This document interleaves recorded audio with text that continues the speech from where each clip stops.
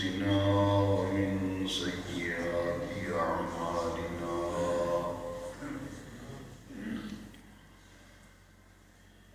من يهده الله فلا مضل له ومن يضلله فلا هادي له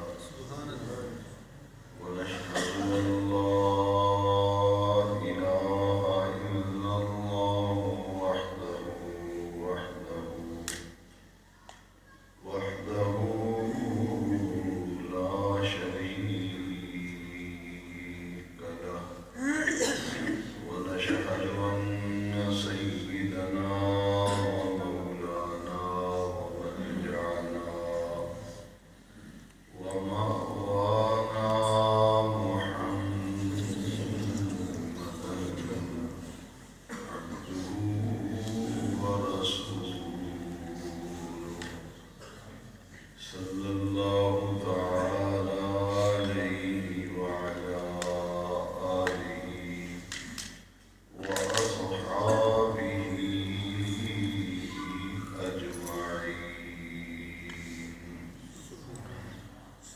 أما بعد فأعوذ بالله من الشيطان الرجيم بسم الله الرحمن الرحيم ألا إن أولياء الله لا خوف عليهم ولا هم يحزنون صدق الله مولانا العظيم إن الله وملائكته يصلون على النبي يا أيها الذين آمنوا صلوا عليه وسلموا تسليما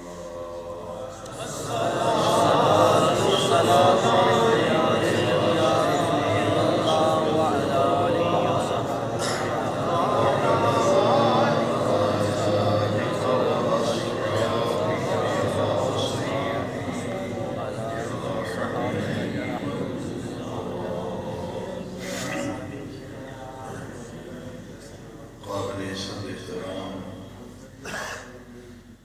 حاضرین اجتماع جمعۃ المبارک، اللہ رب العزت کے فضل و کرم اور لطف و احسان سے ماہ ربیع الاخر شریف کی دوسرے جمعہ مبارکہ میں ہم سب کو حاضری کا شرف حاصل ہو رہا ہے۔ آج ماہ ربیع الاخر کی 11 تاریخ ہے۔ آج کا دن ہی غوث الثقلین حضرت سیدنا عبدالقادر جیلانی رحمۃ اللہ تعالی علیہ ورضی اللہ تعالی عنہ کے عرس مقدس کا دن ہے، اور آج کے دن کو ہی عرس قادریہ، عرس غوثیہ بغداد شریف آپ کے مدارک و انوار پر اور پوری دنیا میں جہاں جہاں آپ کے ارادت مند اور عقیدت مند موجود ہیں، وہ بڑی 11ویں شریف کے عنوان سے یا عرس غوثیہ کے عنوان سے یا عرس قادریہ کے عنوان سے یا جشن غوث الورا کے نام سے اپنے اپنے مقامات پر اور اپنے اپنے گھروں میں 11ویں شریف کی تقریب کا اہتمام کرتے ہیں۔ آج انشاءاللہ العزیز اللہ کریم کی توفیق اور اس کے لطف و احسان سے حضرت سیدنا عبدالقادر جیلانی غوث الثقلین غوث اعظم رضی اللہ تعالیٰ کے حوالے سے ہی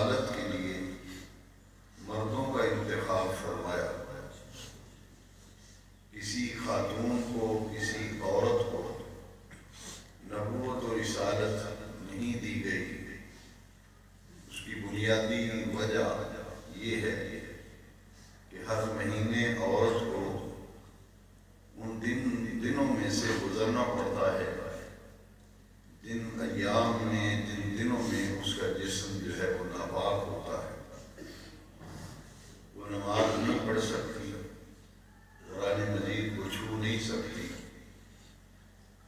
عورتوں کو اللہ تعالیٰ نے نبوت اور رسالت تو نہیں دی، لیکن عورتوں کو اللہ کریم نے مرتبہ ولایت اور ولایت کی جتنی بھی منزلیں ہیں، درجات ہیں، اللہ تعالیٰ نے خواتین کو وہ عطا فرمائے، جس میں قرآن مجید کے اندر بہت سی ایسی خواتین کا تذکرہ آیا۔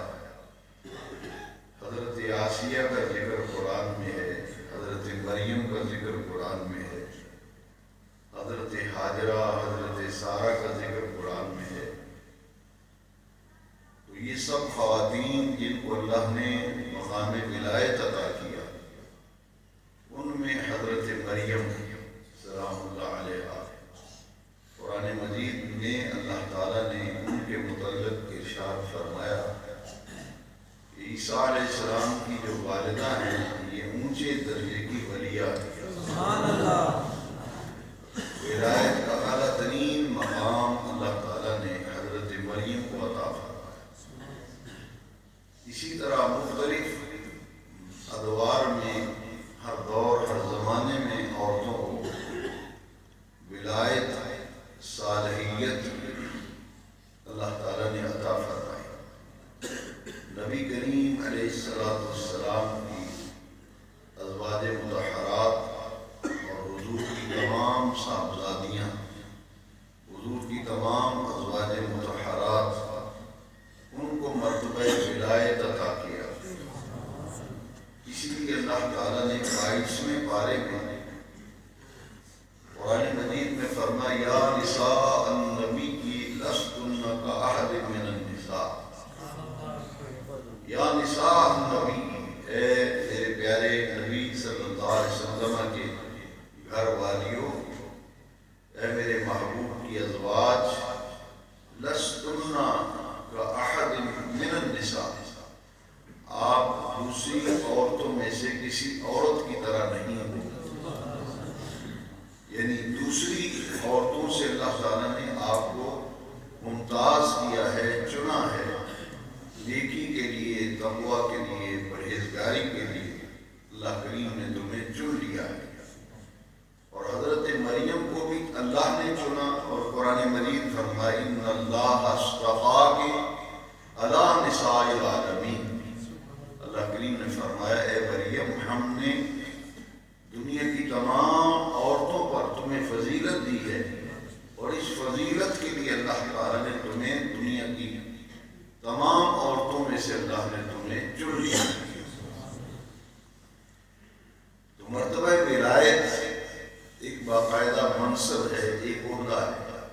قرآن مجید میں پہلے انبیاء کرام کے ولیوں کا ذکر ہے۔ تیسرے پارے کے اندر اللہ کریم نے حضرت عزیر علیہ السلام کا ذکر فرمایا۔ حضرت عزیر کے حوالے میں چونکہ قرآن مجید میں صراحت کے ساتھ ذکر نہیں کہ یہ نبی تھے یا ولی تھے، لیکن اتنی بات ضرور ہے کہ اللہ کے مقربین اور محبوبین میں سے تھے حضرت عزیر علیہ السلام۔ مفسرین میں 2 قول ہیں، ایک یہ کہ آپ اللہ کے نبی تھے، اور بعض مفسرین کا قول ہے کہ نبی تو نہیں تھے مگر اللہ کے ولی تھے۔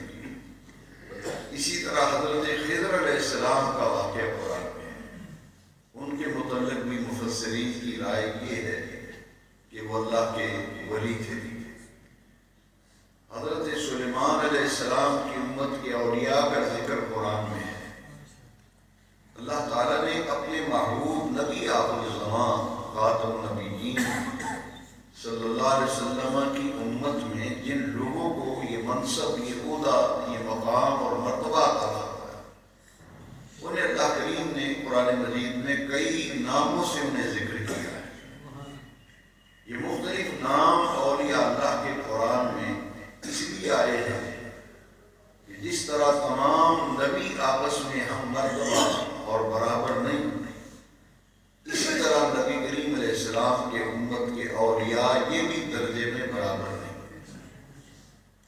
بعض جگہ یہ شعر لکھا ہوتا ہے کہ ہم مرتبہ ہیں یاران نبی، کچھ فرق نہیں ان چاروں میں۔ یہ شعر صحیح نہیں ہے کہ ہم مرتبہ ہیں یاران نبی، کچھ فرق نہیں ان چاروں میں۔ حالانکہ حقیقت یہ ہے کہ جیسے تیسرے پارے کی پہلی آیت میں اللہ کریم فرمایا تلک الرسل فضلنا بعضهم علی بعض، ہم نے بعض رسولوں پر فضیلت دی ہے۔ اسی طرح اولیاء کرام کو بھی بعض اولیاء پر فضیلت حاصل ہے، صحابہ کرام کو بھی بعض پر بعض صحابہ کو فضیلت حاصل ہے۔ یہ درجہ بندی کسی عالم نے نہیں کی، نہ کسی پیر نے کی ہے، بلکہ قرآن مجید میں صحابہ کرام کی درجہ بندی اللہ تعالیٰ نے فرمائی۔ آپ دیکھیے کہ فتح مکہ سے پہلے لوگ ایمان لانے والے ہیں اور کچھ صحابہ کرام فتح مکہ کے بعد ایمان لائے۔ اللہ کریم نے قرآن مجید میں آیات نازل فرمائی کہ وہ لوگ جو مکہ فتح ہونے سے پہلے ایمان لائے، اپنی جان اور اپنا مال اللہ کے راستے میں قربان کیا، اللہ کریم نے فرمایا اولئک اعظم درجہ، ان کا درجہ بڑا ہے۔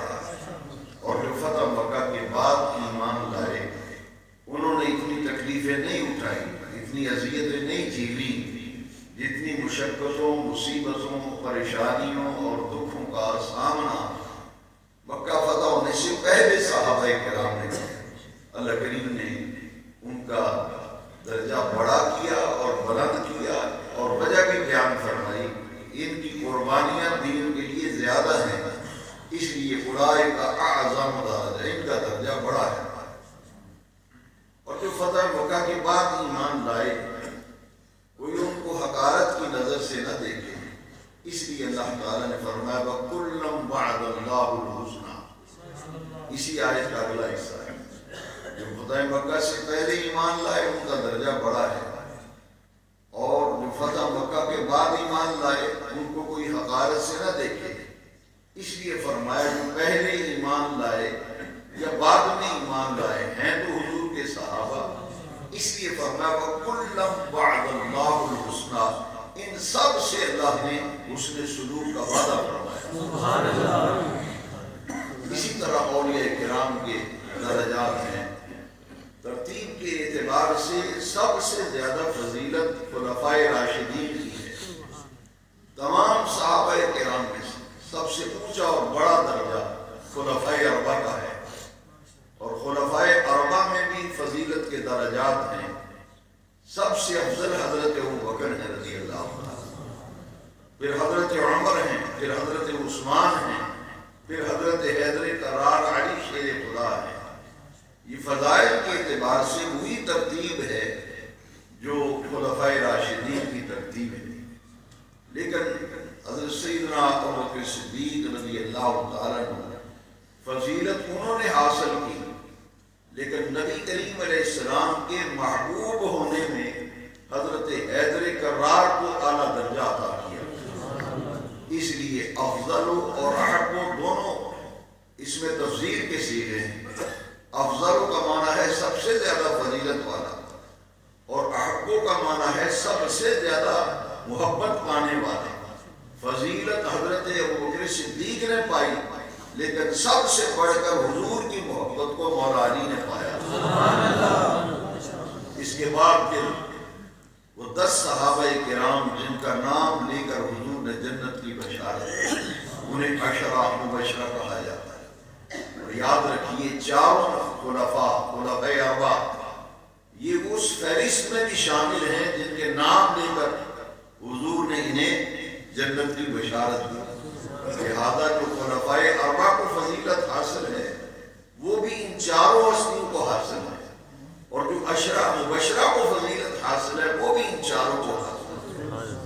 اس کے بعد پھر درجہ آتا ہے اصحاب بدر کا، جنہوں نے اسلام کی اولین ترین جنگ لڑی تھی، اور اس وقت مسلمانوں کا حال یہ تھا تعداد کے لحاظ سے، اسلحہ کے لحاظ سے 313 کوئی تعداد تھی، اس لیے اصحاب بدر جو 313 تھے یہ اللہ تعالیٰ کو بڑے ہی محبوب ہیں۔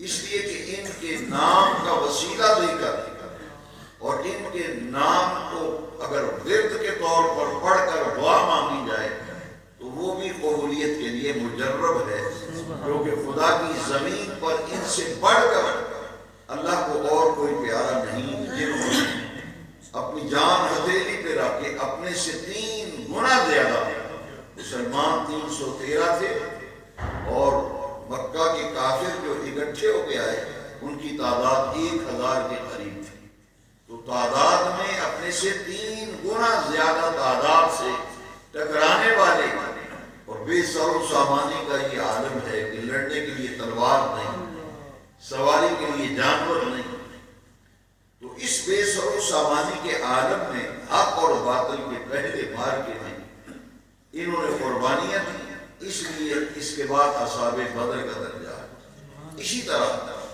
حضور کی امت کے اولیاء اللہ جن کو قرآن مجید میں اللہ نے آیات مقدسہ نازل فرمائی، میں نے پہلے عرض کیا ہے کہ جیسے نبی اللہ اللہ کا نبی ہے اور ولی اللہ بھی قرآن کی اصطلاح ہے، یہ قرآن کی اصطلاح ہے اور یہ لفظ قرآن میں آیا ہے، اور ولی کی جمع ہے اولیاء۔ اللہ کریم نے فرمایا الا ان اولیاء اللہ لا خوف علیہم ولا هم یحزنون، بعض لوگ اولیاء اللہ کی عظمتوں کے قائل نہیں اور معاذ اللہ اسے عقیدہ توحید کے منافی تصور کرتے ہیں۔ اگر یہ عقیدہ توحید کے منافی ہے، اولیاء کرام کی عظمت، ان سے تعلق، ان سے نسبت، تو رب کریم قرآن مجید میں اہتمام کے ساتھ متعدد مقامات پر ان کا ذکر نہ فرماتا۔ اس آیت کریمہ میں فرمایا الا ان اولیاء اللہ، خبردار جو اللہ کے ولی ہیں، لا خوف علیہم ولا هم یحزنون، نہ ان پر کوئی خوف ہے، ولا هم یحزنون، نہ وہ غمگین ہوں۔ اب اللہ تعالیٰ نے ان کی علامت بھی اور پہچان بھی بیان فرمائی، الذین آمنوا وکانوا یتقون، فرمایا یہ وہ لوگ ہیں جو ایمان لائے اور ایمان لانے کے بعد انہوں نے تقوی اختیار کیا۔ الذین آمنوا وکانوا یتقون، ان کی زندگی تقوی بھری ہے، ان کی زندگی عبادت سے عبادت ہے، ان کی زندگی پرہیزگاری سے عبادت ہے۔ یہ کبائر سے تو بچتے ہی بچتے ہیں، لیکن جو صغائر ہیں، چھوٹے گناہ ہیں، ان سے بھی اپنا دامن بچا کر کے گزر جاتے ہیں۔ اللہ کریم نے یہ علامت، یہ پہچان قرآن مجید کے اندر اولیاء اللہ کی بیان فرمائی۔ اب دیکھیے ولی گن، یہ عربی کا لفظ ہے اور یہ صفت مشبہ ہے، صیغہ ہے صفت مشبہ کا۔ ولی گن بمعنی اسم فاعل، اسم فاعل کے معنی دیتا ہے۔ ولی گن کا معنی ہے اللہ کے قریب ہونے والا، ولی گن قریب ہونے والا، ولی اللہ اللہ کے قریب ہونے والا۔ تو اولیاء اللہ کی 2 قسمیں ہیں، ایک ہے کسبی اور ایک ہے وہبی۔ کسبی وہ ہے جس نے مجاہدہ کیا، ریاضت کی، محنت کی، فرائض کی پابندی کے بعد نفلوں کی کثرت کی، اور ایک ہے وہبی کہ اس شخص کو محنت نہیں کرنا پڑے، نہ اس نے راتوں کو جاگ کر تہجد پڑھے، نہ اس نے مجاہدے کیے، نہ ریاضتیں کی، بس اس نے کوئی ایسا کام کر دیا یا اس کی کوئی ادا اللہ تعالیٰ کو ایسی پسند آ گئی کہ اللہ تبارک و تعالیٰ نے پھر اس کو اٹھا کر درجہ مقبولیت و محبوبیت پر اللہ کریم فائز فرما کر پھر اس کو روحانیت میں جو مقام عطا فرماتا ہے وہ اسے پھر ولایت کا مقام دیتا ہے۔ یہ حصہ اکثر و بیشتر سادہ لوگوں کو حاصل ہوتا ہے۔ حدیث شریف پڑھی جائے، جو آدمی چلاک ہوشیار عیار و مکار ہو اس کو یہ خوبی نہیں ملتی۔ جو انسان بھولا بالا ہو، سادی طبیعت کا ہو، سیدھا ہو، اس کی کوئی ایک ادا پھر اللہ تعالیٰ کو پسند آ جاتی ہے، پھر اللہ رب العزت اسے اٹھا کر مرتبہ ولایت پر فائز کرواتا ہے۔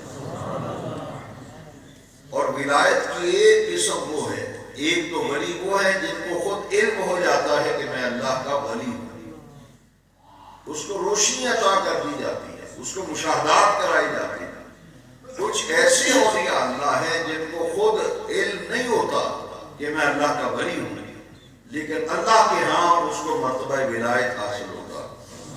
ایسے لوگ جو عوام کی نظروں سے، لوگوں کی نظروں سے اللہ کا ولی چھپا ہوا ہو اور لوگ اس کی حقیقت سے آگاہ نہ ہو، لوگ اسے کچھ اور سمجھتے ہوں لیکن وہ اللہ کا ولی، ایسے اولیاء اللہ کو دین کی اصطلاح میں مستور الحال کہتے ہیں۔ مستور الحال جس نے اپنے آپ کو چھپائے رکھا ہو، جیسے حضرت سیدنا اویس قرنی رضی اللہ عنہ۔ ساری امت کا اتفاق ہے کہ حضرت اویس قرنی حضور کے تابعی ہیں اور ان کو ولایت میں اعلیٰ مقام حاصل تھا۔ جب ان سے ملنے کے لیے حضرت سیدنا علی، حضرت عمر گئے، حضور نے خود بھیجا ان کے پاس۔ تو جب یہ ملنے کے لیے گئے تو لوگوں نے کہا کہ آپ کو اس سے کیا کام ہے، وہ تو پاگل آدمی ہے، وہ تو پاگل ہے۔ لوگ جب وہ ہنستے ہیں تو وہ رونے لگتا ہے اور جب لوگ روتے ہیں تو وہ ہنستا ہے۔ لوگ اسے وٹے مارتے ہیں، پتھر مارتے ہیں، اسے مل کے کیا کریں گے؟ وہ مستور الحال تھے۔ اسی لیے حضرت اویس قرنی رضی اللہ تعالیٰ عنہ جب جنت میں داخل ہوں گے تو اللہ تعالیٰ ان کے مستور الحال ہونے کی لاج اس وقت بھی رکھے گا۔ بعض روایات میں آتا ہے کہ 70 آدمی ان کے ہم شکل بنا دیے جائیں گے اور وہ ان 70 افراد جو ہم شکل ہوں گے ان کے دلوں کے اندر حضرت اویس قرنی جنت میں داخل ہوں۔ تو یہ اولیاء اللہ کے مدارج اور درجات ہیں جن کا تذکرہ میں ضروری سمجھتا تھا۔ اس میں اللہ تعالیٰ نے پھر آپ حیران ہوں گے کہ کہیں ان کو محسنین کہا گیا قرآن میں، کہیں ان کو اللہ رب العزت نے ابرار فرمایا ہے، کسی مقام پر محسنین، کسی مقام پر متقین، کسی مقام پر صالحین، متعدد ناموں سے اللہ تعالیٰ نے اولیاء اللہ کو قرآن میں ذکر فرمایا۔ اس کی بنیادی وجہ یہ ہے کہ یہ گروہ تو ایک ہی ہے، جماعت ایک ہی ہے، طبقہ ایک ہی ہے، جو اللہ کے ولیوں کا طبقہ اور جماعت و گروہ ہے، لیکن ان میں پھر جس درجے کا کوئی ولی ہوتا ہے اللہ تعالیٰ قرآن میں پھر اسے انہی لفظوں کے ساتھ ذکر فرماتا ہے۔ نبوت اور ولایت میں نے آپ سے عرض کیا، یہ دو منصب ہیں۔ ہر نبی اللہ کا ولی بھی ہوتا ہے۔ نبوت میں اللہ تعالیٰ انہیں ولایت کے جو کمال ترین درجہ ہے کہ اس کے اوپر کوئی درجہ ہی نہ ہو، وہ ہر نبی کو حاصل ہوتا ہے۔ ہر نبی کو ولایت کا اعلیٰ ترین درجہ اور مقام دیا جاتا ہے، لیکن ولی خواہ کتنی ہی بلندیوں پہ پہنچ جائے، وہ نبی کی ابتدائی منزل جو ہے وہاں تک بھی نہیں پہنچ پائے۔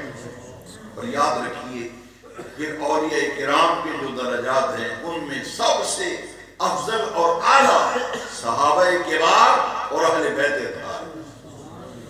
دنیا کے تمام اولیاء جمع ہو جائیں تو کسی صحابی کے جوتوں کے ساتھ جو گرد لگی ہوئی ہے اس کو بھی نہیں پہنچ سکتے۔ صحابہ اور اہل بیت درجات کے اعتبار سے اتنی اعلیٰ اور افضل منزل پہ فائز ہیں۔ نبی کریم علیہ السلام کی امت میں ولایت کی تقسیم کا محکمہ جو ہے، ولایت کس کے ذریعے سے تقسیم ہوتی ہے، یہ حضرت حیدر کرار مولا علی کرم اللہ تعالی وجہ کریم کی ذات اقدس ہے۔ پوری امت میں جس کسی کو ولی بنایا گیا یا اسے مرتبہ ولایت تفویض کیا گیا، یہ منصب عطا کیا، اس کو مولا علی کے ذریعے سے ولایت تقسیم کی جاتی ہے۔ اور پھر حضرت علی کرم اللہ تعالی وجہ کریم کے بعد یہ منصب حضرت مولا علی کے ہی شہزادے حضرت عبد القادر جیلانی کو یہ حاصل۔ آپ حسنی حسینی سادات سے آپ کی نسبت و تعلق ہے، اسی لیے آپ کا لقب ہے نجیب الطرفین۔ نجیب الطرفین والد ماجد کی طرف سے حسنی سادات سے نسبت ہے، اور اپنی والدہ ماجدہ کی طرف سے حسین سادات سے نسبت، اس لیے حضرت مولا علی کے دونوں شہزادے حسن پاک اور حسین پاک، ان کے ذریعے سے ولایت کا سلسلہ حضرت ابوبکر صدیق رضی اللہ تعالیٰ کو طریق نبوت سے فیض پہنچاتے ہیں، اور مولا علی جو ہیں ان کے لیے طریق ولایت کا انتخاب کیا گیا تاکہ قیامت تک آقائے دو جہاں کی امت میں جتنے بھی اولیاء اللہ ہوں گے وہ سب مولا علی کے دسترخوان کے خوشاچین ہوں، اور ان کے دونوں نور نظر لخت جگر دونوں شہزادوں حسن پاک اور حسین پاک ان کی اولاد میں ہے حضرت عبد القادر جیلانی، لہذا یہ منصب یہ مقام پھر حضرت غوث الاعظم رضی اللہ تعالیٰ کو دیا گیا۔ آپ کی جتنی کرامات حضرت غوث اعظم سے صادر ہوئی واقع ہوئی، پوری امت میں کسی ولی سے اس کثرت کے ساتھ کرامات کا ظہور نہیں ہے۔ آپ متعدد دفعہ یہ بات سن چکے ہیں، میں آج دوبارہ اسے توثیق کے لیے آپ سے عرض کرتا ہوں۔ ایک میں نے دو مقام عرض کیے ہیں، ایک نبوت اور ایک ولایت۔ نبوت اور ولایت دونوں سے انہونے واقعات ظاہر ہوتے ہیں۔ اگر نبی سے وہ واقعہ جو واقعہ ہو جائے اور صادر ہو جائے، وہ واقعہ پیش آ جائے اور ہر انسان یہ بات کہے کہ یہ بات عقل میں نہیں آتی، یہ بات ماننے میں نہیں آتی، ایسا ہونا ناممکن ہے، تو جو اس ناممکن کو ممکن بنائے اور نہ ہونے والے واقعے کو اس سے صادر کر دیا جائے، اگر وہ نبی اور رسول سے ظاہر ہوگا تو اسے معجزہ کہا جائے گا، اور وہی انہونا واقعہ اگر ولی سے ظاہر ہوگا تو اسے کرامت کہا جائے گا۔ معجزات اور کرامات کا انکار کرنے والے اس حقیقت تک ان کی رسائی نہ ہوئی کہ دراصل معجزہ اور کرامت اس کا ماخذ، اس کا منبع ذات باری تعالیٰ ہے، یہ ان کے ذاتی افعال سے صادر نہیں ہوتے۔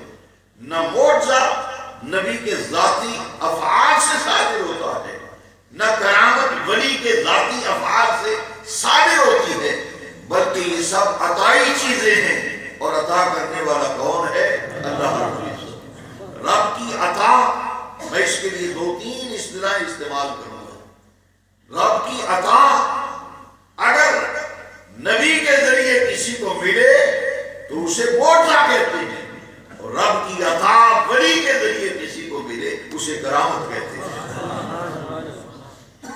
اور اگر آپ اور آسان کر کے سمجھنا چاہیں، قدرت خدا کی نبی سے ظاہر ہو تو معجزہ ہے، قدرت خدا کی ولی سے ظاہر ہو تو کرامت ہے، شان خدا کی نبی سے ظاہر ہو تو معجزہ ہے، ولی سے ظاہر ہو تو کرامت ہے، صرف خدا کی نبی سے ظاہر ہو تو معجزہ ہے، ولی سے ظاہر ہو تو کرامت ہے۔ قرآن مجید اس بات پر گواہ ہے، انبیاء کی معجزات اور ولیوں کی کرامات قرآن مجید کے اندر جا بجا موجود ہے۔ حضرت عیسیٰ علیہ نبینا علیہ السلام اللہ کے پیغمبر ہیں، اولو العزم رسول ہیں، جن کو انجیل عطا کی گئی، وہ نبی بھی ہیں رسول بھی ہیں، اور اولو العزم رسولوں میں سے ہیں حضرت عیسیٰ علیہ السلام۔ سورہ آل عمران میں اللہ رب العزت نے جہاں ان کے معجزات کا ذکر کیا تو انہی کی زبان میں اللہ نے قرآن میں آیات کا نازل نزول فرمایا۔ آپ نے فرمایا انی اخلق لکم من الطین کہیئۃ الطیر فانفخ فیہ فیکون طیرا باذن اللہ۔ تخلیق کرنا اللہ کی شان ہے، خالق یہ اللہ کی صفت ہے، اللہ خالق کل شیء، اللہ ہر شے کا بنانے والا ہے، تو خالق تو اللہ ہے، مگر قرآن ہے حضرت عیسیٰ کہتے انی اخلق لکم، واحد متکلم کا صیغہ ہے، فرمایا لوگوں میں تخلیق کرتا ہوں تمہارے لیے، حالانکہ خالق اللہ ہے۔ عیسیٰ فرماتے ہیں میں خالق ہوں، میں تخلیق کرتا ہوں۔ یہ کن معنوں میں ہے؟ یہ ان معنوں میں ہے رب العزت کی جو خالق صفت ہے، خالق اللہ کی صفت ہے، تخلیق کرنے والا، بنانے والا، یہ اللہ کی صفت ہے۔ جب خالق صفت کا ظہور حضرت عیسیٰ سے ہوا تو پھر انہوں نے فرمایا انی اخلق لکم من الطین، میں اللہ کی عطا سے مٹی کا پرندہ بناتا ہوں، اس پر دم کرتا ہوں، فیکون طیرا باذن اللہ، تو وہ پرندہ بن کے فضاؤں میں اڑنا شروع کرتا۔ اللہ کی صفت خالق کا ظہور حضرت عیسیٰ سے ہوا، انہوں نے مردے کو زندہ کیا۔ مادرزاد نابیناؤں کو حضرت عیسیٰ بینائی دیتے ہیں، مادرزاد کوڑ کی بیماری والا آیا، آپ نے شفا یاب کیا۔ شفا دینا رب کی صفت ہے۔ اب اللہ کی یہ صفت جب حضرت عیسیٰ سے ظاہر ہوئی تو حضرت عیسیٰ نے ہاتھ پھیرا، مادرزاد نابینے کی آنکھیں روشن ہو گئی، اور مادرزاد کوڑ کی بیماری والا آیا۔ اللہ کی شفا دینے والی صفت کا ظہور جب حضرت عیسیٰ سے ہوا تو انہوں نے کوڑ کی بیماریوں کو ہاتھ ڈال کر اور حضور حضرت عیسیٰ علیہ السلام اسے شفا یاب فرمایا۔ اسی طرح اسی آیت کے اندر ہے مردے زندہ کرنا رب کی صفت ہے، اللہ کے سوا کوئی مردے زندہ نہیں کر سکتا، لیکن حضرت عیسیٰ نے یہ کام کیا، قرآن میں لکھا ہے، سورہ آل عمران میں ہے، حضرت عیسیٰ نے مردوں کو زندہ کیا۔ اب معاملہ کیا ہے؟ معاملہ یہ ہے کہ مردہ زندہ کرنا اللہ کی صفت ہے۔ یہ صفت جب حضرت عیسیٰ پیغمبر سے ظاہر ہوئی تو آپ فرماتے ہیں وَحْيِی الْمَوْتَىٰ بِإِذْنِ اللَّهِ، میں اللہ کے اذن سے مردوں کو زندہ کرتا ہوں۔ صرف خدا کی ہوتی ہے، نبی سے ظاہر ہوتی ہے، معجزہ ولی سے ظاہر، صرف خدا کی ظاہر ہو تو کرامت ہے۔ حضرت عاصم بن برقیہ کا واقعہ قرآن کے اندر ہے۔ حضرت سلیمان علیہ السلام نے فرمایا لاؤ مجھے ملکہ سبا کا تخت چاہیے، ملکہ سبا کا تخت چاہیے بلقیس کا، اس کے آنے سے پہلے کون ہے یہ تخت لے آئے؟ وہ اپنا لشکر لے کر میری طرف آ رہی ہے، میں چاہتا ہوں کہ اس کے آنے سے پہلے اس کا تخت یہاں ہو۔ قرآن مجید ہے ایک طاقتور جن کھڑا ہوا، قال عفریت من الجن انا آتیک بہ قبل ان تقوم من مقامک، آپ کی کچہری برخاست ہونے سے پہلے میں تخت لے آؤں گا۔ طاقتور جن کہہ رہا ہے۔ حضرت سلیمان علیہ السلام فرماتے ہیں یہ تو تاخیر ہے بھائی، مجھے اس سے جلدی چاہیے۔ مجھے طاقتور جن کہتا ہے کہ عدالت کا وقت ختم ہونے سے پہلے میں لے آؤں گا، آپ فرماتے ہیں تاخیر ہے، جلدی چاہیے۔ اب اللہ کا قرآن فرماتا ہے قال الذی عنده علم من الکتاب، قال الذی عنده علم من الکتاب، ایک اللہ کا ولی کھڑا ہوا، انسان کھڑا ہوا جس کے پاس ساری کتاب کا علم نہ تھا، کتاب کا کچھ علم تھا، بعض علم تھا، کیونکہ پھر گرامر کے اعتبار سے تبعیضیہ ہے، ساری کتاب کا علم نہ تھا، کتاب میں سے کچھ تھوڑا بہت علم وہ جانتا تھا۔ اس نے کہا انا آتیک بہ قبل ان یرتد الیک طرفک، میں پلک جھپکنے سے پہلے آپ کا تخت لے کر آ جاتا، میں اس ملکہ سبا کا تخت پلک جھپکنے سے پہلے لے آتا ہوں۔ اب نہ وہاں سے غائب ہوا نہ گیا۔ قرآن پڑھیے، قرآن کہتا ہے فلما رآہ مستقرا عنده، حضرت سلیمان علیہ السلام نے پلک جھپک کے دیکھا تو تخت سامنے موجود تھا۔ یہ ہے معجزہ اور کرامت۔ اور ساری امت میں حضرت غوث الاعظم وہ ہیں جن سے کثرت کے ساتھ کرامات کا ظہور ہوا، اور تصوف کے ہر سلسلے کو سرکار عبد القادر جیلانی کا فیض ہے، جن کو دنیا غوث اعظم کے نام سے جانتی ہے۔ ہمارے آقا رسول الثقلین ہیں، جنوں اور انسانوں کے رسول۔ رسول الثقلین کا معنی ہے جنوں اور انسانوں کے رسول، اور میرے غوث غوث الثقلین ہیں، یہ جنوں کے بھی غوث ہیں اور یہ ولیوں کے بھی غوث ہیں، انسانوں کے بھی غوث ہیں۔ غوث الثقلین جس کثرت کے ساتھ کرامات حضرت غوث اعظم سے ظاہر ہوئے، کسی اور سے نہیں۔ مادرزاد ولی تھے حضرت غوث اعظم۔ ماہ رمضان میں آپ کی ولادت ہوئی۔ آج 11 ربیع الثانی حضور غوث اعظم رضی اللہ عنہ کا دن منایا جاتا ہے۔ حضرت غوث اعظم ماہ رمضان میں پیدا ہوئے اور صبح صادق سے لے کے غروب آفتاب تک جو روزے کے اوقات ہیں، ان اوقات میں آپ اپنی والدہ ماجدہ کا دودھ نہیں پیتے تھے۔ شیر خوار ہے، ولادت کو ابھی 1 ماہ بھی نہیں گزرا، 1 مہینہ بھی عمر پوری نہیں۔ 4 رمضان شریف کو پیدا ہوئے اور 1 دن بھی آپ نے صبح صادق سے غروب آفتاب تک اپنی والدہ کا دودھ نہیں پیا۔ یہاں تک کہ عید کے چاند میں اسی سال اختلاف ہوا کہ عید کا چاند نظر آیا یا نہیں آیا، اختلاف ہو گیا۔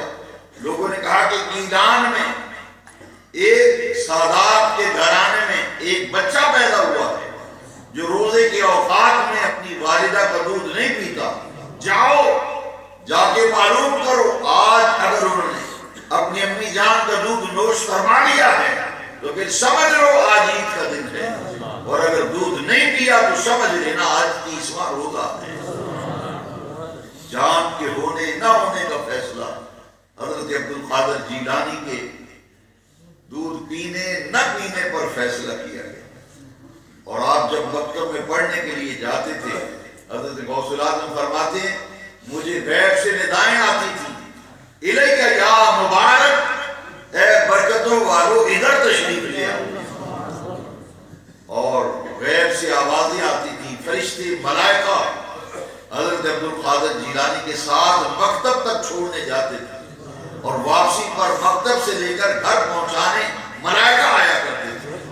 فرماتے ہیں میں جب جاتا تو کلاس روم میں بچے پڑھ رہے ہوتے تھے تو ایک آواز آتی تھی، بچوں راستہ دے دو، بیٹھنے کی جگہ بناؤ، وقت کا غوث اعظم آ رہا ہے۔ غوث اعظم خود فرماتے ہیں کہ میں اپنے گھر میں بیٹھا تھا، دروازے کی کھڑکی کھلی ہوئی تھی، میں نے دیکھا چھوٹے چھوٹے میرے ہم عمر بچے گلی میں کھیل رہے ہیں۔ فرماتے ہیں میرے دل میں بھی خیال آیا کہ میں گھر سے باہر نکلوں، ان بچوں کے ساتھ میں بھی کھیلوں۔ فرماتے ہیں میں نے ایک قدم اٹھایا تو غیب سے آواز آئی، الیہ یا مبارک، اے برکتوں والو، آپ کو کھیل کود کے لیے پیدا نہیں کیا گیا، آپ تو غوث اعظم ہیں، اور آپ آقائے دو جہاں کی ساری امت میں غوث ہوتے رہیں گے، لیکن قیامت تک کوئی غوث اعظم نہیں ہوگا۔ یہ مقام اللہ نے آپ کو عطا کیا ہے، آپ کھیل کود کے لیے پیدا نہیں کیے ہیں۔ فرماتے ہیں کوئی غیبی طاقت مجھے کھینچ کر کے واپس آیا، اور حضور کی امت میں تنہا حضرت عبد القادر جیلانی ہیں جن کی دعا سے قضائے مبرم بھی اللہ تعالیٰ بدل دیتا ہے۔ صوفیاء فرماتے ہیں کہ 2 قسم کی قضا ہوتی ہے، تقدیر یا قضا، یہ 2 قسموں پر منحصر ہے، ایک معلق اور ایک مبرم۔ معلق تقدیر یہ صدقہ و خیرات سے، دعاؤں سے تقدیر بدل جاتی ہے، لیکن جو تقدیر مبرم یا قضائے مبرم ہو وہ نہیں بدلا کرتی۔ حضرت مجدد الفسانی شیخ احمد فاروقی سرندی اپنے مکتوبات شریف میں آخری مکتوب کے اندر فرماتے ہیں کہ حضور کی امت میں ایک شخص ایسا ہے جس کا نام عبد القادر جیلانی ہے، وہ اگر ہاتھ اٹھا دے تو اللہ تبارک و تعالیٰ ان کی دعا سے قضائے مبرم کو بھی اللہ تعالیٰ بدل دیتا ہے۔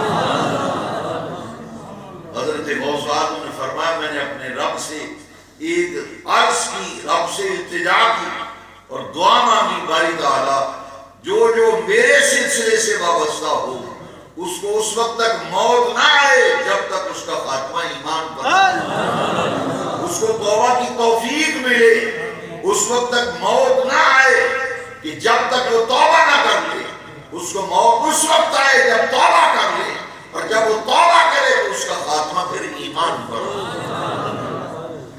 فرماتے ہیں اللہ تعالیٰ نے میری دعا کو قبول فرما لیا۔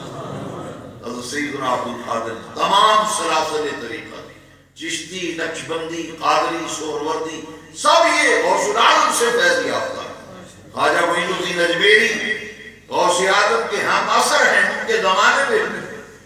شیخ شہاب الدین سہروردی غوث اعظم کے ہم عصر ہیں، ان کے زمانے میں ہوئے اور انہی کی بارگاہ میں جا کر اکتساب فیض کرتے تھے۔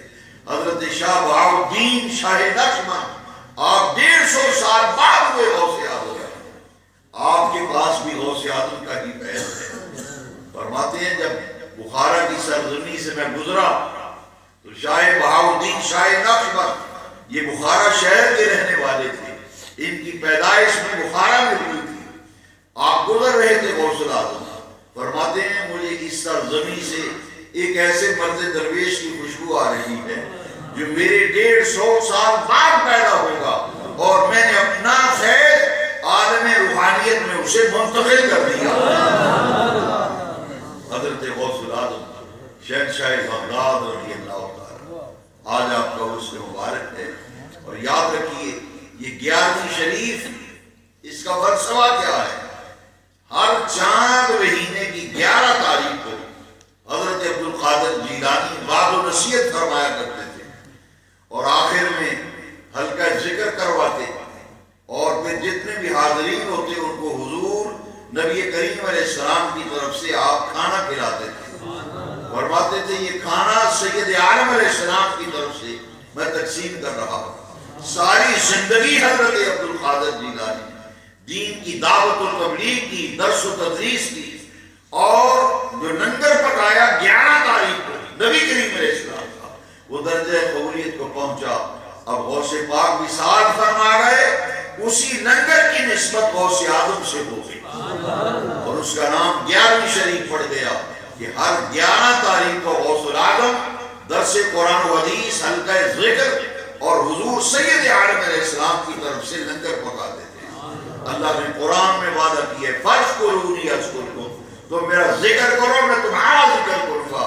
حاطب غیب نے فرمایا عبدالقادر تو نے ساری زندگی حضور کا لنگر پکایا ہے، تیرے جانے کے بعد اللہ جزا تجھے دے دے گا کہ تیرے نام سے قیامت تک لنگر غوثیہ جاری ہو جائے۔ حضرت عبدالقادر جیلانی غوث الاعظم شہنشاہ بغداد، حاضرین محترم ان کی کن کن باتوں کو ذکر کیا جائے۔ آپ دیکھیں ممبر پہ آپ واز فرما رہے ہیں، 70 ہزار کا مجمع ہوتا تھا، واز فرما رہے ہیں اور آپ کے بالکل ممبر کے آگے حضرت علی حیدی جو کامل ولی تھے وہ بیٹھ کر درس سن رہے تھے، ان کی آنکھ لگ گئی، وہ سو گئے۔ حضرت غوث الاعظم ممبر سے نیچے اتر آئے اور ہاتھ باندھ کر علی حیدی کے سامنے کھڑے ہو گئے۔ سارا مجمع حیران رہ گیا، اللہ ماجرا کیا ہے؟ وقت غوث اعظم قطب الاقطاب فرد الافراد عبدالقادر جیلانی مقربین بارگاہ خداوندی میں سے اعلیٰ ترین فرد ہاتھ باندھ کر ایک درویش کے سامنے کھڑا ہے۔ علی حیدی کی جب آنکھ کھلی تو وہ چونک گئے کہ کہاں میں اور کہاں عبدالقادر، یہ میرے سامنے ہاتھ باندھ کے کھڑے ہیں۔ آپ نے ان کے کندھے پہ ہاتھ رکھا، فرمایا علی حیدی میرے آقا کی شان تو اس سے بھی بلند و بالا ہے۔ وہ خواب میں نبی کریم علیہ السلام کی زیارت کر رہے تھے اور حضور غوث الاعظم حالت بیداری میں دیکھ رہے تھے کہ سونے والے کے خواب میں آقا دو جہاں ہے۔ میرے غوث الاعظم نے فرمایا مجھے سچ بتانا حضور نے کیا فرمایا، سچ بتانا خواب میں حضور نے کیا فرمایا۔ علی حیدی آپ دیدہ ہو گئے، کہا حضور مجھے نبی کریم علیہ السلام نے فرمایا علی حیدی عبدالقادر دا ہوا نہ چھٹی، ان کے در کو مت چھوڑنا، تیری ولایت کا اکثر حصہ میں نے عبدالقادر جیلانی کے قدموں میں رکھ دیا۔ اللہ رب العزت حضرت غوث الاعظم رضی اللہ عنہ فیضان سے ہمیں بھی ایسی راہیں نصیب کرے جن پر چل کر وہ کام کریں جن کاموں سے ہمارا رب راضی ہو۔